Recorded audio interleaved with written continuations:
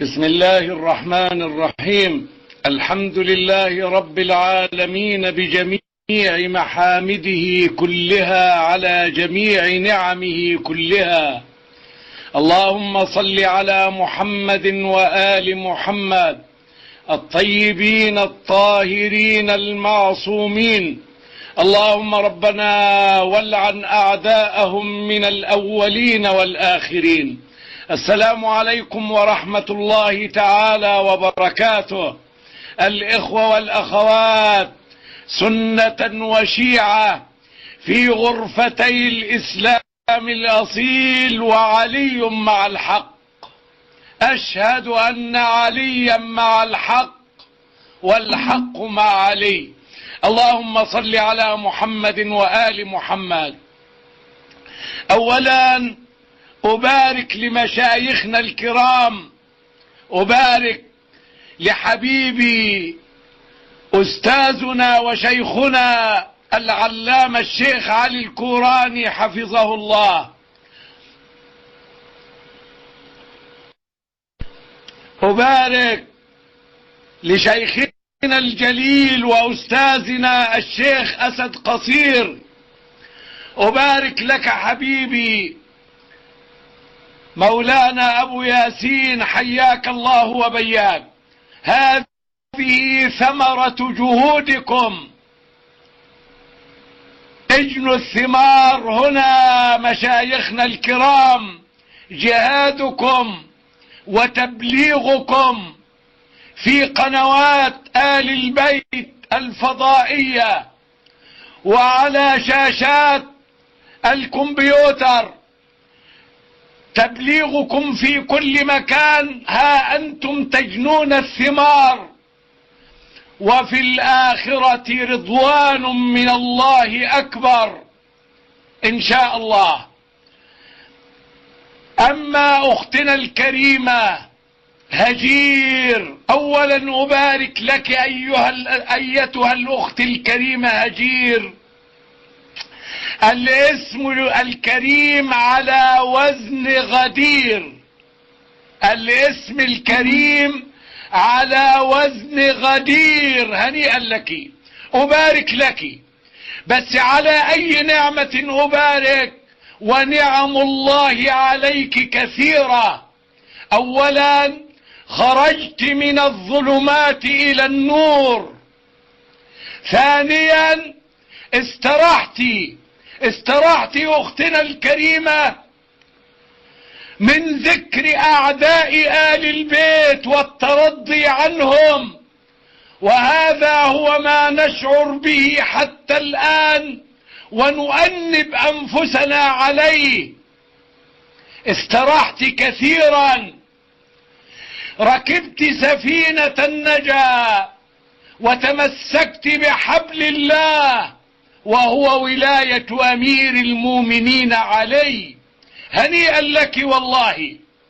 أنا بس لي عندك رجاء أختنا الكريمة، سمعتك تذكرين فضائل أمير المؤمنين، هنيئا لك، ولكن في المقابل تذكرين عمر. أي عمر أختنا الكريمة؟ أي عمر أختنا الكريمة؟ أمير المؤمنين لا يقاس به أحد. إذا ذكرت عليا اذكر الأنبياء والمرسلين، اذكر النبي محمد. لكن عمر، وما عمر ومن عمر؟ من عمر حتى يذكر بجوار أمير المؤمنين علي؟ أختنا الكريمة، أنا عاوزك انسي البلاوي كلها، انسي هذه البلايا، انسي كل البلاوي دي، انسيها، اتركيها. أنت الآن في ميدان النور، أنت الآن في ميدان النور. هنيئا لك. الآن تعرفين الزهراء، الآن تعرفين أمير المؤمنين علي، الآن تنتظرين إمام الزمان. هنيئا لك، هنيئا لك والله، والله هنيئا لك.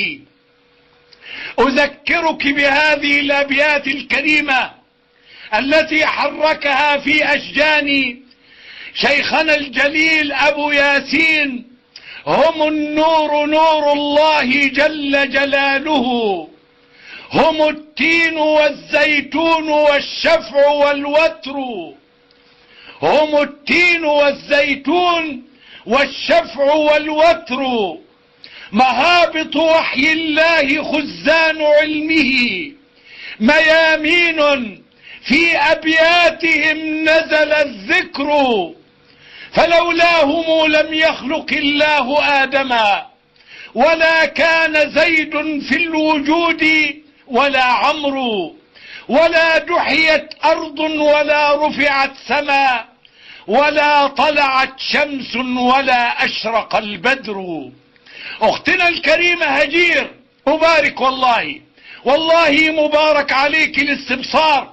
أنا باسم جميع المستبصرين أقدم لك التحية، أقدم لك التبريكات بركوبك سفينة النجاة. لي عندك عدة وصايا. الوصية الأولى: أكثري من الصلاة على محمد وآل محمد. أختنا الكريمة، إننا كنا نصلي على رسول الله الصلاة البتراء الموتورة الموبوءة التي تعلمناها من لجج هؤلاء القوم. أكثري من الصلاة على محمد وآله الأطهار. ثانيا: اقرأي القرآن بعد الاستبصار، وانظري كيف أنار الله بصيرتك بنور آل البيت الأطهار. ثالثا: أوصيك بالقراءة، كل يوم تزدادين علما أختنا هجير، كل يوم اقرأي ونقبي في بطون الكتب حتى تكوني على بينة. أسأل الله العلي العظيم بحق محمد وآله أن يثبتنا وإياك على ولاية أمير المؤمنين. أختنا الكريمة، أهنئ لك وأبارك. ها هو السيد علم الهدى، ومنذ سنوات لم أره ولم أسمع صوته، ها أنا الآن أرى نوره يلوح. حي الله السيد علم الهدى، وحياكم الله جميعا. اللهم صل على محمد وآل محمد. تفضل أخونا الكريم، لكم المايك.